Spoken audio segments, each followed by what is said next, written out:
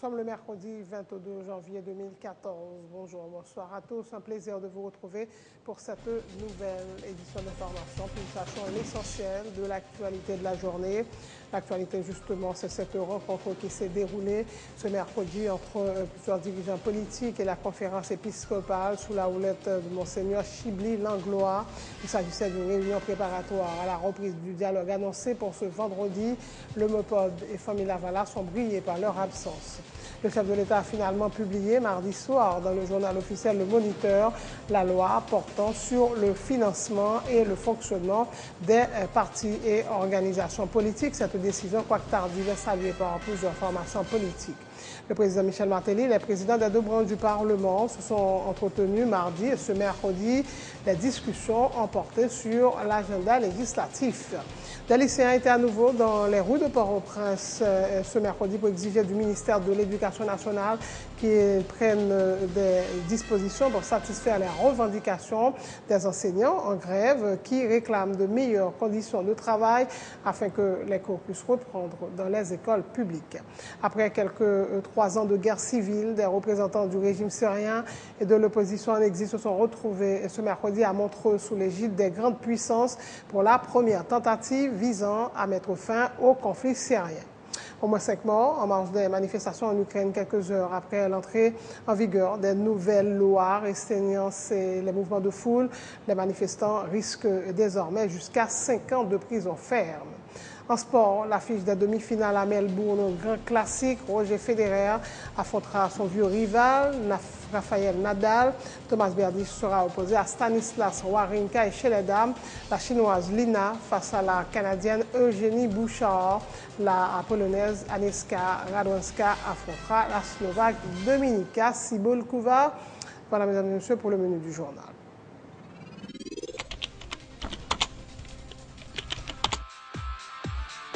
Bienvenue dans cette édition d'information Pulsation, l'essentiel de l'actualité de la journée. Merci de votre fidélité. Bienvenue dans ce premier numéro de Pulsation Week-end.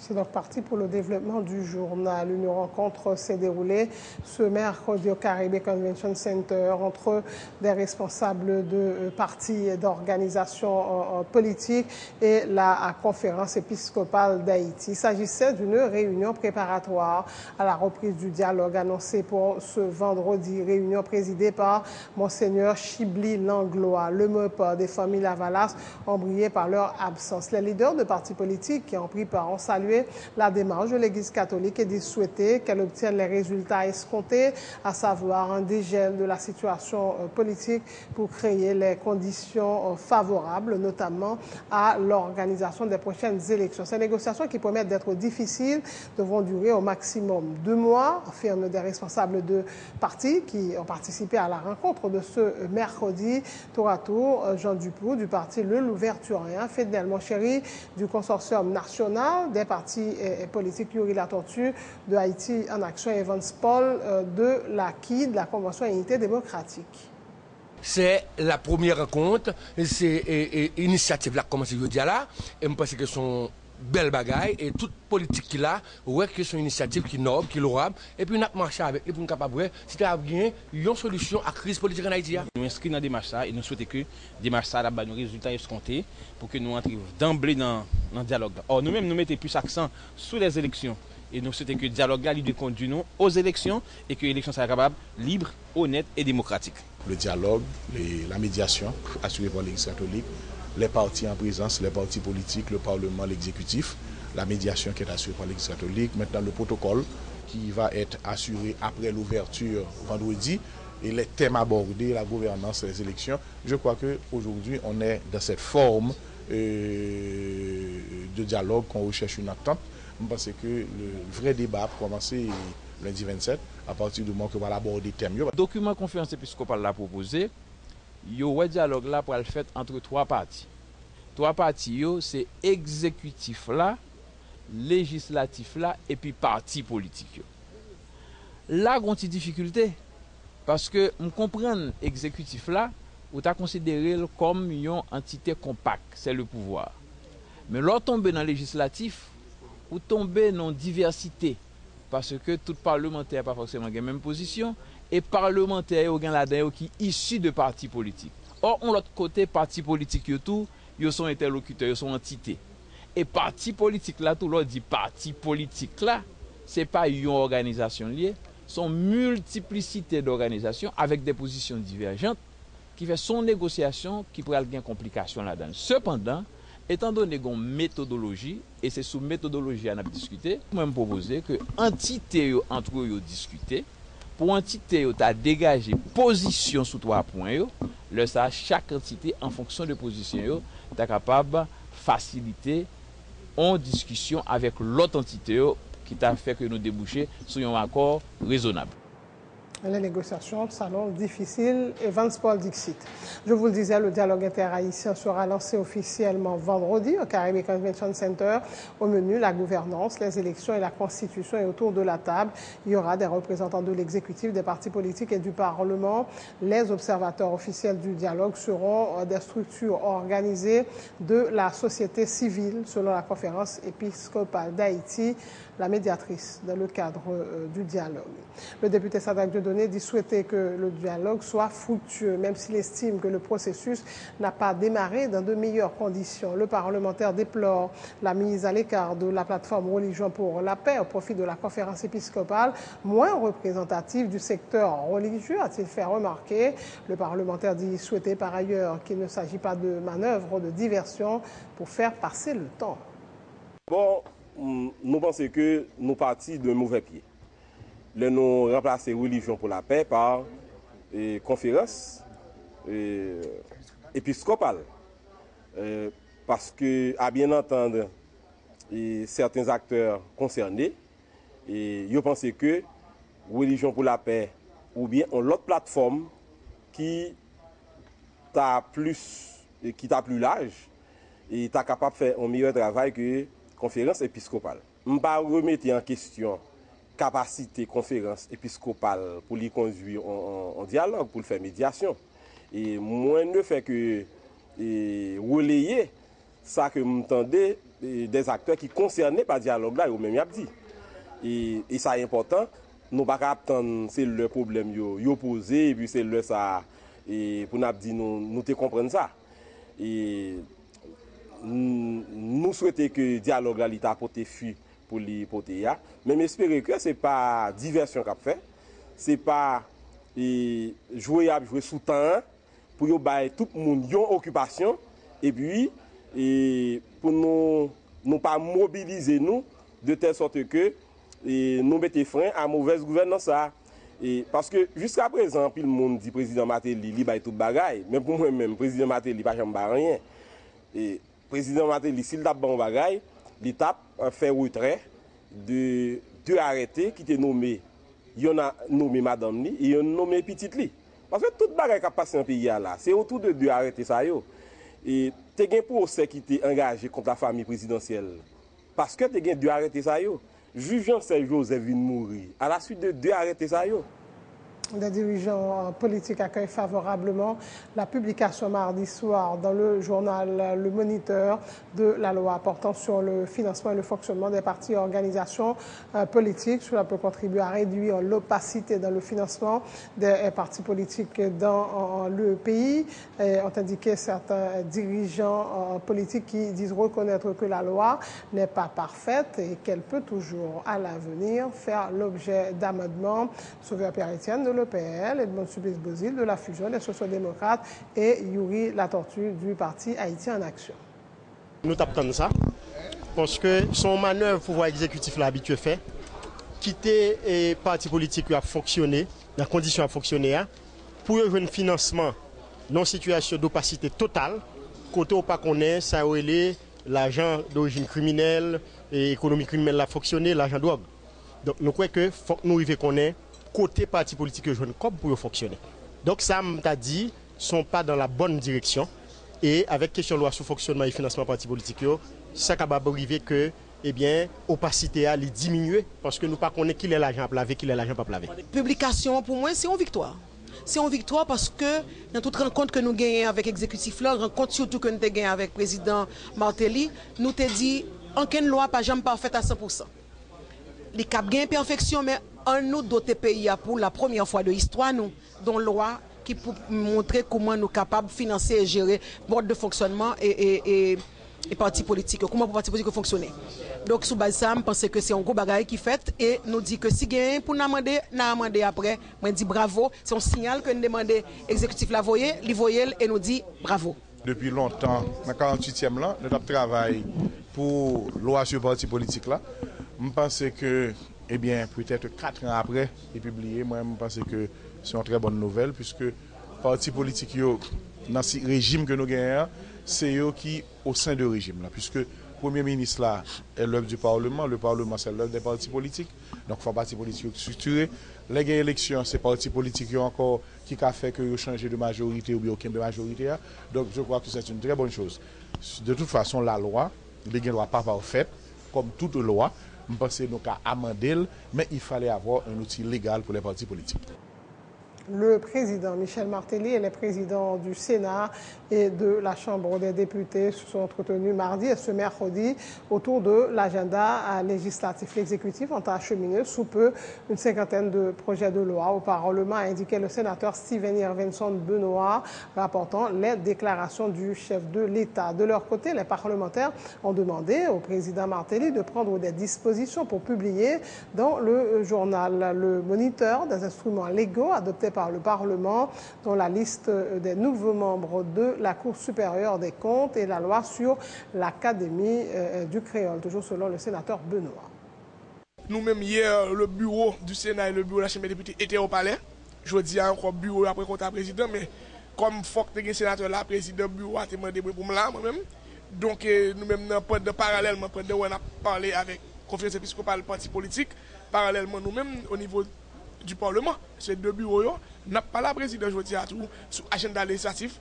Je ne vais pas oublier son année difficile, son année qui cap difficile, mais si au moins le dialogue là entamé et tout le monde mettait main à la patte, nous cap apaiser une série de, nous cap éliminer une série de irritants. Nous parlons de l'agenda législatif là, nous parlons d'une série de irritants, par exemple, nous demandons président, encore une fois, il faut le publier, membre Cour des comptes, pas oublier loi académique créole là qui votait tout.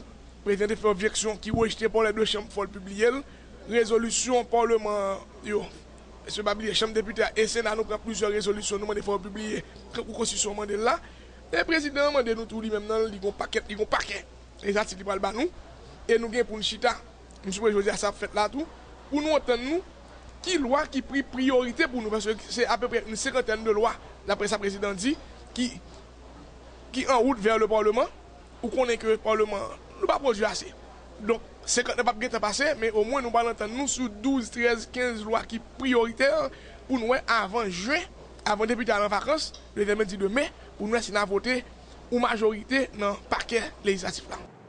Le Premier ministre Laurent Lamotte a laissé le pays ce mercredi à destination de la Suisse où il doit participer jusqu'au 26 janvier à la 44e édition du Forum économique mondial à Davos. Plus de 40 chefs d'État et plus de 2500 représentants de gouvernements, des milieux d'affaires et d'institutions non gouvernementales venus de 100 pays doivent participer à ces discussions. L'impact des innovations sur la vie contemporaine, les perspectives de développement mondial, la participation de la société civile au processus économique et la croissance démographique sont les principaux thèmes qui seront abordés lors de cette réunion, informe une note de la primature. Le chef du gouvernement place sa participation à ce forum dans le cadre des efforts du gouvernement donc visant à relancer l'économie haïtienne et réduire les inégalités sociales. Les élèves de plusieurs lycées de la capitale étaient à nouveau dans les rues ce mercredi pour exiger du ministère de l'Éducation nationale qu'il prenne des dispositions pour satisfaire les revendications des enseignants et qui réclament de meilleures conditions de travail afin que les cours puissent reprendre dans les écoles publiques. Ces lycéens affirment qu'ils resteront mobilisés jusqu'à ce que leurs revendications, à eux, soient satisfaites et promettent de perturber le fonctionnement des écoles privées si rien n'est fait en ce sens. Nous prenons l'arrêt aujourd'hui encore, c'est que nous sommes dans le ministère, nous avons fait nous connaître que nous avons fait une réunion à 4 heures avec syndicats professeurs. Les nous arrivons dans le lycée à matin, on te dit nous tous entrer dans la classe. Les nous arrivons professeurs faire connaître, ils ne pas recevoir aucun appel, ils ne pas recevoir aucun motif dans le ministère. C'est peut-être ça nous demandons nous retourner dans l'arrière encore pour 4 de voix nous. Dans l'arrière chaque jour, dans l'arrière. Est-ce qu'il y a pas des revendications nous, collège pas travail. Si lycée pas travail, collège pas travail. L'État supposé garantir nos droits, ça qui c'est éducation. Je dis là, nous toute la pétition, tous et firmé, c'est que nous prenons la rue là, nous parlons de violence, désordre, pacifiquement. On a dit l'État pour garder les affaires des professeurs parce que s'il y a travail, et normalement, il faut que toucher. L'éducation haïtienne a déjà gagné Magouille là, l'UNESCO est pour ça investi. l'UNESCO a investi dans l'éducation nationale là. L'examen est déjà qui participe là-dedans. Élèves lycée a 40% sur tout le territoire national là. Tandis que les collèges a 80%, les lycées pas travailler et les collèges a travailler là. Nous-mêmes, il y a minorisé nous net. Pas de majorité pour nous. En même temps, nous prenons l'arrière. Nous devons le ministère de l'Éducation nationale. Nous devons le Parlement. Nous n'avons pas de destination fixe. Côté nous, nous attendons voir nous là. À vie.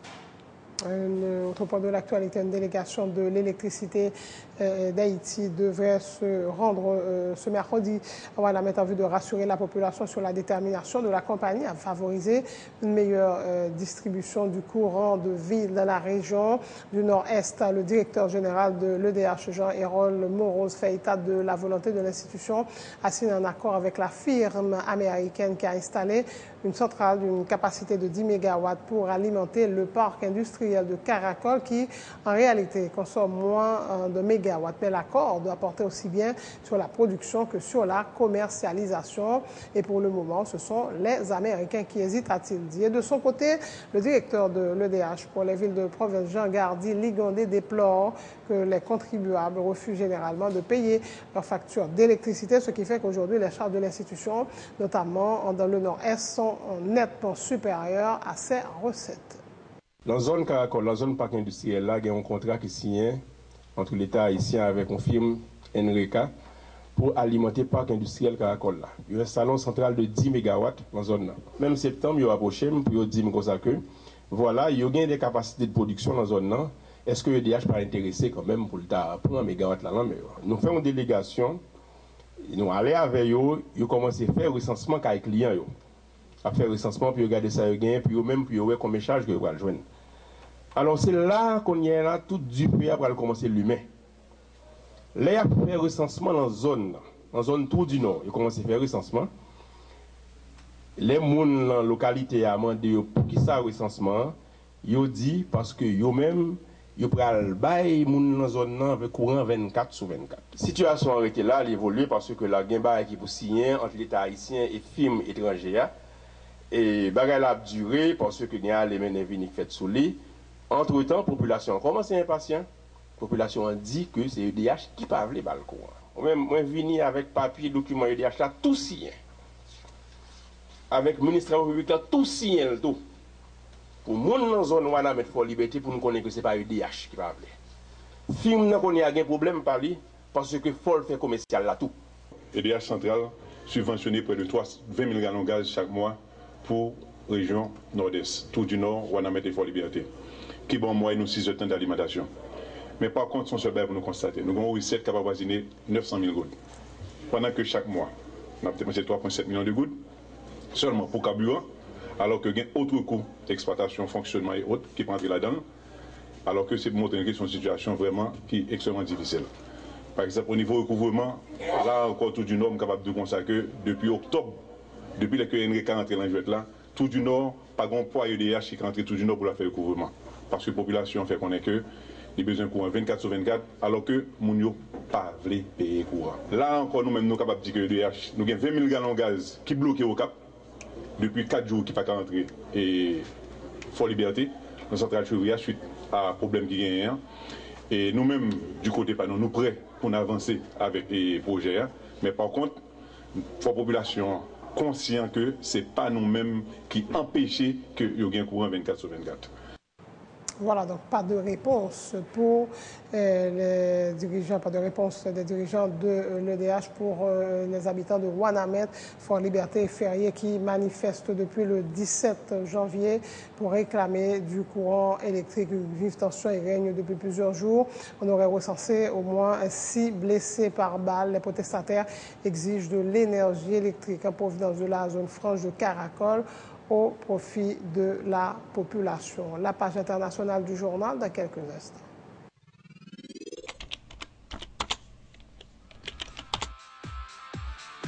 Bienvenue dans cette édition d'information Pulsation, l'essentiel de l'actualité de la journée.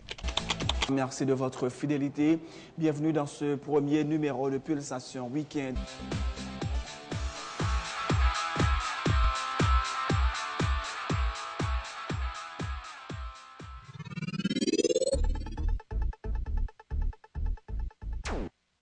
C'est la fin de ce journal, le rappel des titres avant de prendre congé de vous. Une rencontre s'est déroulée ce mercredi entre les dirigeants politiques et la conférence épiscopale sous la houlette de Monseigneur Chibli Langlois. Il s'agissait d'une réunion préparatoire à la reprise du dialogue annoncé pour ce vendredi. Le Mopor des familles Lavala sont brillés par leur absence. Le chef de l'État a finalement publié mardi soir dans le journal officiel Le Moniteur la loi portant sur le financement et le fonctionnement des partis et organisations politiques. Cette décision, quoique tardive, est saluée par plusieurs formations politiques. Le président Michel Martelly et les présidents des deux branches du Parlement se sont entretenus mardi et ce mercredi. Les discussions ont porté sur l'agenda législatif.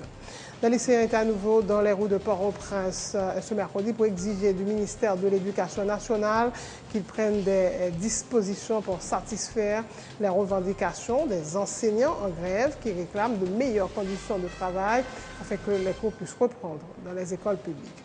Après quelques 3 ans de guerre civile, des représentants du régime syrien et de l'opposition en exil se sont retrouvés ce mercredi à Montreux, en Suisse, sous l'égide des grandes puissances pour la première tentative visant à mettre fin au conflit syrien. Au moins 5 morts en marge des manifestations en Ukraine, quelques heures après l'entrée en vigueur des nouvelles lois restreignant ces mouvements de foule. Les manifestants risquent désormais jusqu'à 5 ans de prison ferme. L'affiche de la demi-finale à Melbourne, un grand classique, Roger Federer affrontera son vieux rival Rafael Nadal. Thomas Berdych sera opposé à Stanislas Wawrinka. Et chez les dames, la chinoise Lina face à la canadienne Eugénie Bouchard. La polonaise Agnieszka Radwanska affrontera la slovaque Dominika Cibulkova. Merci de votre attention. Merci de rester en compagnie de Télé Pluriel.